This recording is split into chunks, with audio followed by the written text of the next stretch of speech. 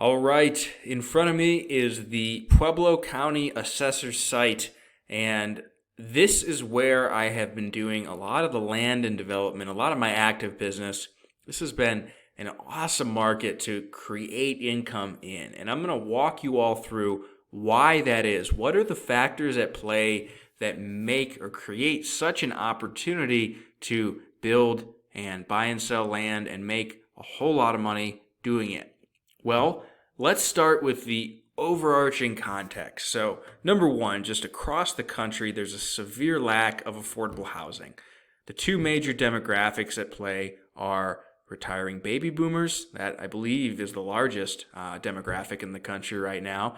They're looking for somewhere affordable to retire. And then you also have many millennial first-time home buyers. Okay, so that's the overarching macro context in the country as far as housing, a lack of affordable units, and a lot of middle-class baby boomers and retirees looking for simple homes or units. Then let's look at Colorado. So Colorado has been growing like crazy. Denver blew up over the last 10 years. Colorado Springs, the same. Prices have gone up like crazy. A lot of businesses have moved here. There's a lot of government facilities as far as military, universities, healthcare, and it's gotten very expensive to live in Colorado Springs or Denver. So for those of you who aren't familiar with Colorado, it's pretty simple. The mountains start here, the front range of the Rocky Mountains. So up north, less than an hour is Colorado Springs. Another hour up I-25, you're in Denver. For many, many years, people lived in the Springs, commuted to Denver. Some still do, but the traffic between the two is just awful. And now, Colorado Springs has grown to the point and gotten expensive to the point that people are commuting from Pueblo and Pueblo West. So this right here is the market that I have been in specifically. So think about that for a second. Across the country, there's a lack of affordable housing. Colorado specifically has gotten far more expensive and has grown tremendously. And here is a master plan subdivision in commuting distance of Colorado Springs.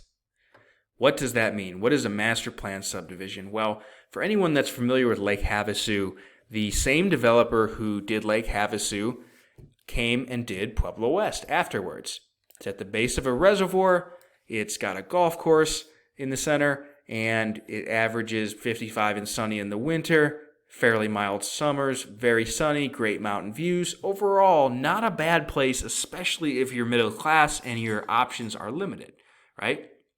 And when I say it's a master plan subdivision, what this means is all the lots are shovel ready. The entitlement's done, utilities are there, they are ready to be built on. So if I'll zoom in real quick here, around the golf course, it's mostly built out, but see, already subdivided into, these are quarter or third acre lots, ready to be built on. Utilities in place, it's as easy as it gets. Go up north, west, south, you got the green, which are the A3 lots, which are 1+ acre, city water, but septic as opposed to sewer. Again, still ready to be built on, still very easy relative to going out somewhere, taking a huge tract of land, bringing utilities to it, subdividing, etc. All that work is done here. So keep all those factors in mind, right? The state itself has grown like crazy. The markets just north are very expensive. Overall, there's a lot of people looking for affordable housing, and these lots are ready to be built on. Now, here's the kicker. As of just over a year ago, you could still buy these lots ready to be built on for $5,000 to $7,000, sometimes $10,000. Think about that for a second. It's fairly typical for a piece of land to be 20%, approximately, give or take, 20% of the total build cost when you're developing. So go up in the Springs, you're often going to have lots at $100,000. And down here, even 2 years ago, you could buy them at $3,000 to $5,000. When you consider the overarching context, that is absurdly cheap, super undervalued, and presents an opportunity. So I've been building here, building a simple 3-bed, 2-bath ranch home, about 1,500 square foot, just like in my Mustang Drive video in Colorado City. And that is a palatable product to the retiring baby boomer or the first-time home buyer, which are the two demographics who bought it over and over again. Fast forward to today, land has gone up quite a bit, so I'm more just buying and selling the land, but nonetheless, there's still a severe lack of affordable housing, and the land is still fairly cheap. It's more at about 8 to 10% of the cost of the build as opposed to 20. So it's still much cheaper than trying to go build in Colorado Springs or Denver. And the process is quick too, as far as getting through the architectural committee and getting your permit. So where can you take the same concept and apply it elsewhere? Because ultimately it's an undervalued opportunity, because some people are a little bit too focused on quality as opposed to price. I don't want to live here, but a lot of people do. And when you can buy the land that cheaply, there was still an opportunity to create a return. So just like in the video I just referenced, the Mustang Drive build in Colorado City, same thing. You can buy land there for absurdly cheap prices. I got that lot for $1,000. So even though, again, I don't want to live there, plenty of people do. So it's a great opportunity where the quality is maybe okay. Maybe it's a 5 out of 10 to give it a somewhat arbitrary rating. But the price is so low, even relative to the quality, it's a good deal.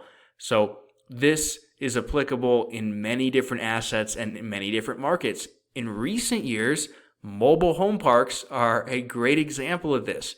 They were neglected for years because they had negative connotations surrounding them. And finally, people realized, hey, we can buy these so cheaply relative to what they provide. Maybe I don't want to go live in a mobile home park, but I can certainly go buy these at a price and operate them in a way that allows me to create a return. The hedge funds have realized that, so they're quickly being institutionalized. So taking that concept of what can you buy it at relative to the value, as opposed to only focusing on the quality. I'm not saying to go buy D- houses. That is a recipe for disaster. What I am saying is an okay asset at an excellent price is probably a better deal than a great asset at full market value. And this is just an example of finding an undervalued opportunity and creating a return with it. And I'm continuing to buy and sell land here and build houses as we speak. And until the prices skyrocket further or it gets completely built out, I'm going to keep doing so.